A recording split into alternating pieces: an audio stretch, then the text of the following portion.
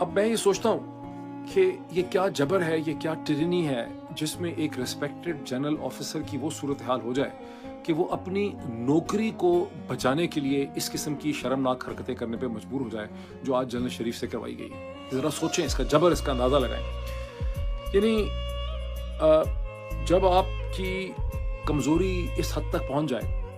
کہ آپ کے اوپر نوکری کا اتنا پریشر ہو, آپ اتنے کمزور ہو جائیں کہ نوکری کے پریشر اور دباؤ کی وجہ سے اس قسم کی پریس کانفرنسز اور اس قسم کی حرکتیں آپ کرنے لگ جائیں, تو آپ دیکھیں کہ آپ کے اندر تو کوئی جرت بچی ہی نہیں, آپ کے اندر تو کوئی اسٹرینتھ آف کیریکٹر بچا ہی نہیں. دشمن سے کیسے لڑیں گے وہ جنرل آفیسرز اور جنرل صاحبان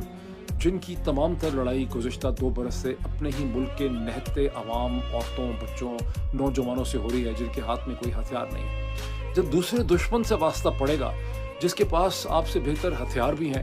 جس کے پاس اپنی حکمت عملی بھی ہے, جس کے پاس اپنے ذرائع بھی ہیں, جس کے پاس اپنی انٹیلیجنس بھی ہے, جس کے ہاتھ کسی نے باندھے ہوئے نہیں ہیں عدالتوں کے ذریعے, آڈیو ویڈیو لیکس کے ذریعے, پولیس کے ویگو کے ذریعے, اس دشمن سے کیسے آپ لڑ پائیں گے؟ میں جب بچپن میں شکار کی کہانیاں پڑھا کرتا تھا, جم کاربیٹ اینڈ آل دیٹ, تو وہاں میں نے ایک سے زیادہ دفعہ یہ دیکھا کہ شکاری یہ سمجھتے تھے, انالیسس یہ کہتا تھا فارسٹ لائف کا, کہ جب ایک شیر جو ہے وہ گاؤں کے کسی قریب آ کے, انسانی بستی کے قریب آ کے انسانوں کا,